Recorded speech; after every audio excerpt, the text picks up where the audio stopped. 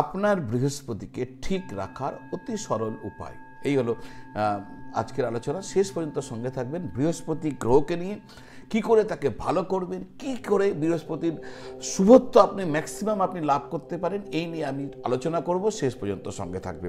দর্শক বন্ধু, সাধারণ মানুষদের একটা ধারণা আছে যে বৃহস্পতি গ্রহ আমাদের জীবনে অত্যন্ত গুরুত্বপূর্ণ ভূমিকা নেয়। আর যদি আপনার কুণ্ডলিতে বৃহস্পতি ভালো আছে তাহলে আপনি বেশ ভালো থাকবেন, এমনই একটা ধারণা রয়েছে। অর্থাৎ বৃহস্পতি ভালো তো সব ভালো। যদি আমরা আমাদের কখনো শুনতে পাই কারণ হাত দেখাতে গিয়ে বা কুণ্ডলী দেখাতে গিয়ে বাহ আপনার বৃহস্পতি খুব ভালো, মন একদম আনন্দে প্রসন্ন হয়ে ওঠে। তো নিশ্চিতভাবে কুণ্ডলী, যে কোনো কুণ্ডলীতে বৃহস্পতি সর্বাধিক লাভদায়ককারী গ্রহ, সব থেকে শুভ গ্রহ হিসেবে বিবেচিত হয়, এতে কোনো সমস্যা নেই। দর্শক বন্ধু, বৃহস্পতি যেখানে বসে, এটা হচ্ছে প্রথম টুইস্ট। বৃহস্পতি যেভাবে বসে সেই ভাবের কিন্তু হানি করে। তাহলে কি দাঁড়াচ্ছে, বৃহস্পতি মানেই যে সব ভালো তা নয়, কোথাও একটু প্রবলেম আছে। কি প্রবলেম? যে ভাবে বসে সেই ভাবের হানি করে। আর বৃহস্পতি যেখানে দৃষ্টি দেয় সেই ভাবকে বাড়িয়ে দেয়। বৃহস্পতির দৃষ্টিতে হচ্ছে গঙ্গা জল, অমৃত, যেখানে দেখে সেখানে ভালো করে, আর যেখানে বসে থাকে সেখানে কিছুটা হলেও হানি করে। জ্যোতিষ যেমন যেমন দেখা যাচ্ছে যে লগ্নে যদি বৃহস্পতির দৃষ্টি এসে পড়ে তাহলে ব্যক্তির জীবন অত্যন্ত সমৃদ্ধশালী হয়ে ওঠে। ওই ব্যক্তি অনেকের জীবন বদলে দেবার ক্ষমতা রাখেন। এই ধরনের ব্যক্তিরা খুব ভালো পরামর্শ প্রদানকারী হন। এরা নাম যশ যথেষ্ট ভালোভাবে ভোগ করেন।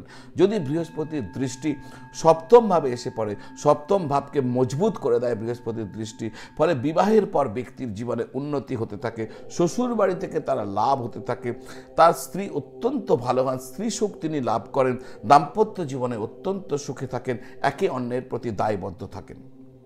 সব সময় বৃহস্পতিকে বলা হয় ধর্মের কারক গ্রহ, বৃহস্পতি জ্ঞানের কারক গ্রহ, বৃহস্পতি বিদ্যার কারক গ্রহ, বৃহস্পতি অর্থের কারক গ্রহ, বৃহস্পতি সন্তানের কারক গ্রহ, বৃহস্পতি যশ সৌভাগ্য সমস্ত কিছুর কারক গ্রহ। মেয়েদের বিবাহ সুখের কারক গ্রহ হচ্ছে বৃহস্পতি। যদি আপনার কুণ্ডলিতে বৃহস্পতি গ্রহ ভালো তাহলে তো খুব ভালো, কিন্তু যদি ভালো না হয় তাহলে আপনি কি করবেন? দুর্বল বৃহস্পতিকে কি করে অনুকূল করা যায়? বৃহস্পতিকে সবল রাখার জন্য, বৃহস্পতির দুর্বল ভাবকে শক্তিশালী করার জন্য আমি আপনাদের বেশ কিছু উপায় আপনার সামনে রাখছি যা আপনাদের লাভ দেবে।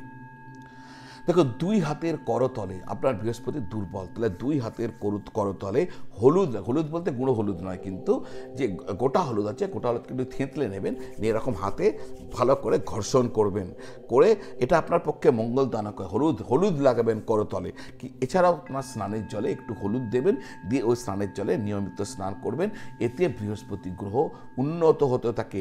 নাভিতে এবং কপালে, নাভির চারপাশে এবং নাভিতে সামান্য হলুদ লাগিয়ে দেবেন, বৃহস্পতি গ্রহ এতে উন্নত হয়। হলুদ গাঁটের মালা দিয়ে, হলুদ গাঁটের মালা পাওয়া যায়, হতে পারে আমি ডেসক্রিপশন বক্সে হলুদ গাঁটের মালা আমি দিয়ে রাখবো, ওই যে ভিউ প্রোডাক্ট থাকে ওখানে আমি দিয়ে রাখবো, ওখান থেকে সংগ্রহ করতে পারেন, যদি আমি সম্ভব হয় আমি দিয়ে রাখছি। আর না হলে আপনি দেখবেন ওখানে দেওয়াই থাকবে, ওখান থেকে আপনি হলুদ গাঁটের মালা সংগ্রহ করে নিতে পারেন। হলুদ গাঁটের মালা দিয়ে বৃহস্পতির বীজ মন্ত্র আপনি জপ করবেন। 1.5 ইঞ্চি বামুনহাটির মূল, জ্যোতিষীয় পরামর্শ নিয়ে 1.5 ইঞ্চি বামুনহাটির মূল বৃহস্পতিবার দিন বৃহস্পতির হোরায় হলুদ সুতা দিয়ে ধারণ করবেন। তো এগুলো হচ্ছে আপনার যদি করতে থাকেন তাহলে দেখা যাবে দুর্বল বৃহস্পতির ভাব ভালো না থাকলেও বৃহস্পতি কিন্তু আপনার জন্য শুভফল দিতে শুরু করবে। আর হ্যাঁ, বৃহস্পতিবার কখনো কলা খাবেন না, বৃহস্পতিবার কলা দান করবেন। আপনার মনের কোনো বিশেষ ইচ্ছাকে পূর্ণ করার জন্য আমি আপনাকে আজকের এই আলোচনায় একটা সুন্দর উপায় বলতে পারেন, টোটকা বলতে পারেন, আপনাদের সামনে রাখতে চলেছি। সেটা কি? আপনার কোনো এক বিশেষ ইচ্ছা রয়েছে, তাকে আপনি পূর্ণ করতে চান। বৃহস্পতিবার দিন একটি ডিব্বা নিন, ওর মধ্যে কিছুটা হলুদ ভরে দিন, আর তারপর একটি তেজপাতা হাতে নিন, আর আপনার মনের ওই বিশেষ ইচ্ছা ওই তেজপাতাকে বলে তেজপাতাটিকে হলুদের ডিব্বার মধ্যে রেখে দিন। শনিবার দিন ডিব্বার ভেতর থেকে তেজপাতাটিকে বার করে নিয়ে পূর্ব দিকে মুখ করে ওই তেজপাতাটিকে জ্বালিয়ে দিন, আর এই ক্রিয়াটি আপনি রাত্রিকালে করবেন। দেখুন, এই পুরো প্রসেসে আপনার কোনো খরচা হয়নি, সামান্য কিছু এফোর্ট দিয়েছেন।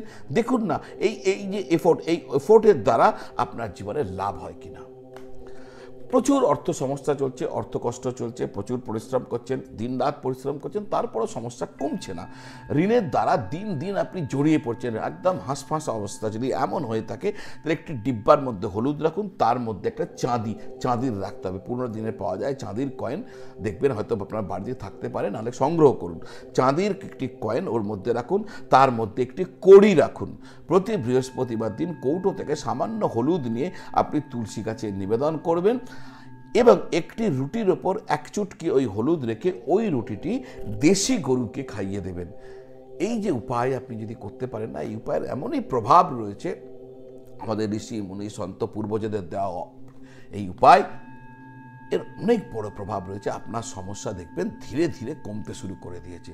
তো দর্শক বন্ধু, এতক্ষণ যদি আমার এই চ্যানেলটি দেখেছেন তাহলে নিশ্চয়ই আপনার ভালো লেগেছে। আমার বিনম্র নিবেদন, যদি চ্যানেলটি এখনও সাবস্ক্রাইব করেননি, চ্যানেলটি সাবস্ক্রাইব করে বেল আইকন প্রেস করে দেবেন।